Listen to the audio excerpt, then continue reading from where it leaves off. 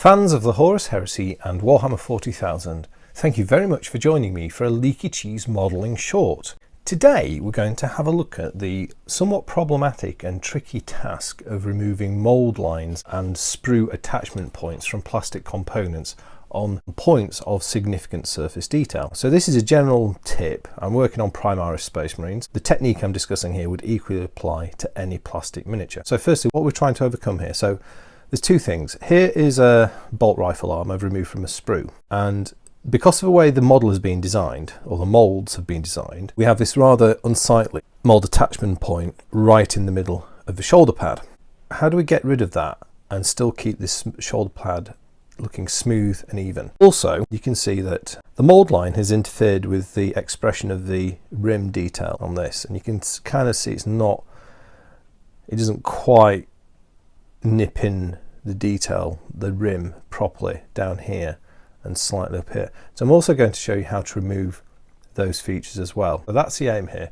Let me start off by taking you through the tools we're going to use. So there's a few tools that we need here. Right, we have a sharp craft knife, so razor sharp craft knife. Well, this isn't quite razor sharp, but you know what I mean. A blunt craft knife or equivalent mould removal tool.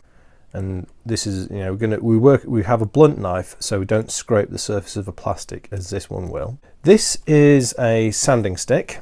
This is one by Flexifile, 6000 grade extra fine. Anything equivalent to that will work fine. There are lots of brands available. You might even have some nail boards that do the trick. And then we've got dusty brush, and finally we've got a needle file with a flat underside, tapering to a point, and a curved upper. So those are our tools. Right, before we even talk about this, we need to think about how we remove it from the sprue. Right, and here's the same part still attached to the sprue. Yeah, so there you go. We've got the sprue attachment point attaching to the pauldron. Now, when you cut this off, what you want to do, and people who've built Gundam kits will probably know this. So you want a pair of snippers. So actually there's another tool, snippers. Don't cut here. Don't cut so it's flush with the pad, because you'll create a sprain mark. And you'll cut the material down to the pad, and then you've got nothing left to work with. So when you cut the shoulder pad off, cut it away a couple of millimeters away from the actual detail, like so. And that gives you a bit more material to work with when it comes to the actual cleanup, filing and final polishing. So that's the first tip. So let's start off by taking our sharp knife and cutting this down a bit.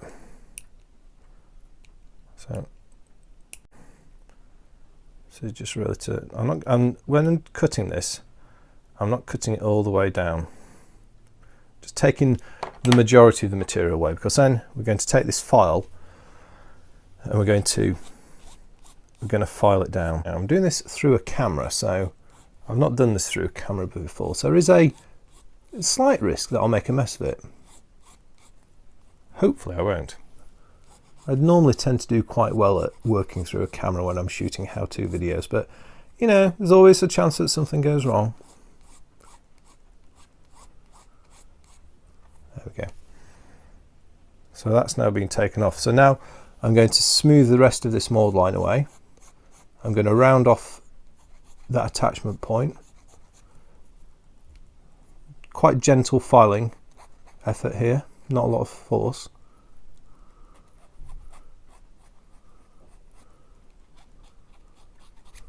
Do a little bit on the rim there. Not really bothered about the actual rims, those can be done later. So I've taken the mould line off and the attachment point. And if we can get some focus, you see how that looks. Doesn't look particularly great yet. What I'm now going to do is I'm now going to recut the rim details. Now, here you want your sharp knife, or certainly, well I do. You can do this with, you could probably do it with either knife. I think a sharp knife works a bit better though for this bit. All I'm going to do is I'm just cutting that excess material away, which is part of the model design, but a consequence of how this mould's been designed. So we then got a sharp edge on the shoulder pad, and then we're going to do the same around this side as well. There's not so much here, there's a little bit. Obviously you need to use fine knife skills and careful knife skills to do this. You don't want to be applying too much force, because if you slip then you've got a cut finger. I wouldn't advise, from the point of view of your finish, I wouldn't advise cutting away from yourself, because you just haven't got the control. Or certainly that's my personal perspective. Right, so done that. So now I'm just going to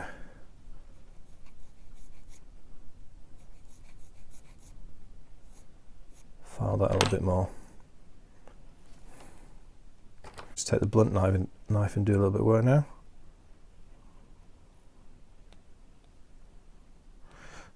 Plastic, or certainly the plastic that, well, most plastics that models are made out of, are actually quite waxy materials when you cut them. It's quite strange, really.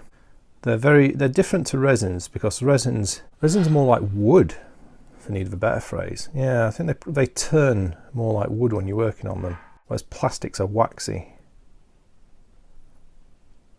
And that's why to get finishes on plastic, that's why in many ways they're trickier to do than resins. Right, so let's take the sanding stick and give this a bit of a polish off and see how it looks. Of course, as is always the case with doing work like this, you can work back and forth between the different tools that you're using, just gradually getting the finish that you need at each stage and on each part of the component.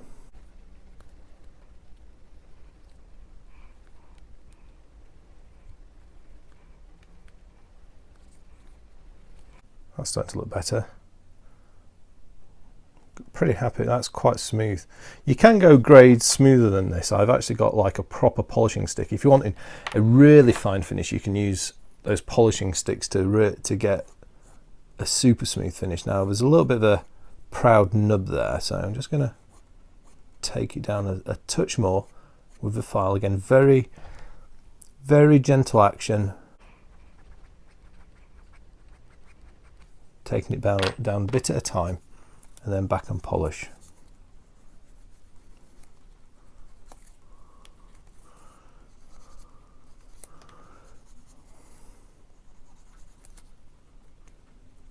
Good thing as well is because of the waxy nature of plastic, you can see how I'm just using my thumbnail there to rub away some of the plastic material. And don't discount the value of your fingernails either, because the hardness of the keratin that makes up your fingernails is actually at quite a useful point for doing a little bit of rubbing away, because it won't scratch the plastic unless you've got nails like Mrs. Leakycheese, very formidable fingernails. They're actually quite soft, and you can use them to do things like just take away turnings without damaging the surface. How does this look?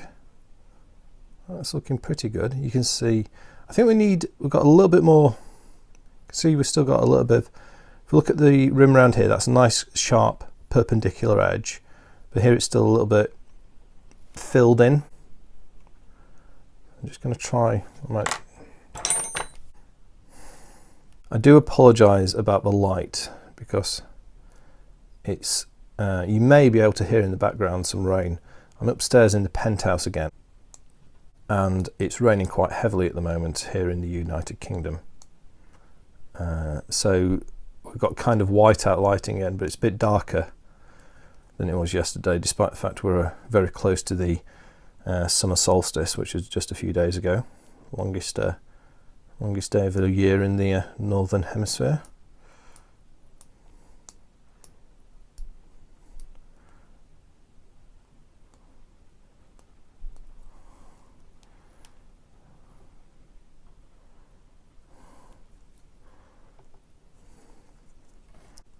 Again, you can see there how I adjusted the hold on my knife. It's well worth learning to be able to use your knife with different holds.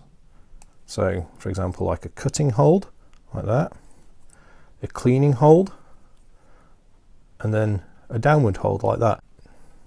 And by learning how to hold and use your knife in different ways, you can increase the value and flexibility to you of it as a tool. There you go. Now clearly the sort of cleanup work I'm doing here is what I'd consider of a fairly decent grade, if to get a good result. And this shows you, this is the sort of tricks these are the sort of tricks you can do on what are actually, these models are being designed for kind of ease of construction as opposed to fine detail finish, and There are compromises on the detail as a result, as we're dealing with here. But with tricks like this, you can just improve the quality of what you would call suboptimal miniature designs from a point of view of high detail. Just easily undo those features and increase the quality of the final look. So again, got the blunt knife here, just taking the last few bits away there.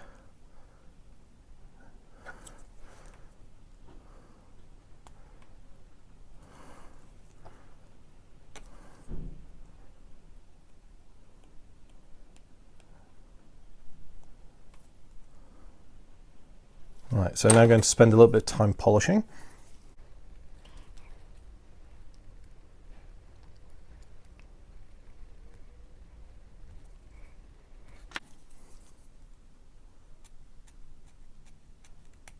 Now I'm scraping a bit of material towards myself, which is a bit of excess.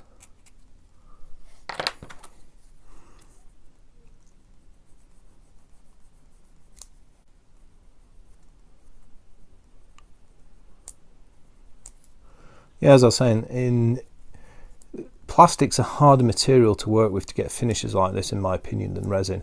Resin, you can use all sorts of grades of sandpaper really easily, I find. And also, you can actually quite often get a smooth finish just using files and craft knives.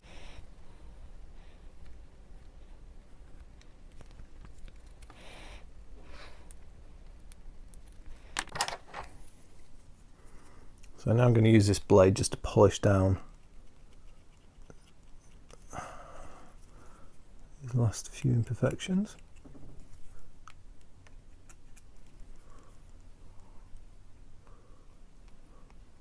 If you could see how I'm crouched over this camera at the moment, you'll probably have a bit of a giggle. It is quite funny, but hey ho, that's the great thing of being about being behind the camera.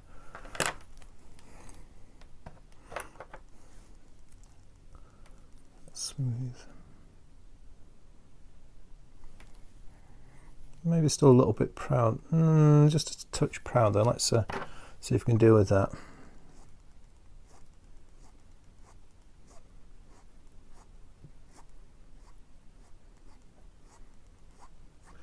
Sometimes you may find that the hardness of the plastic is slightly different around sprue attachment points, so be mindful of that. There we go. I'm going to leave it at that.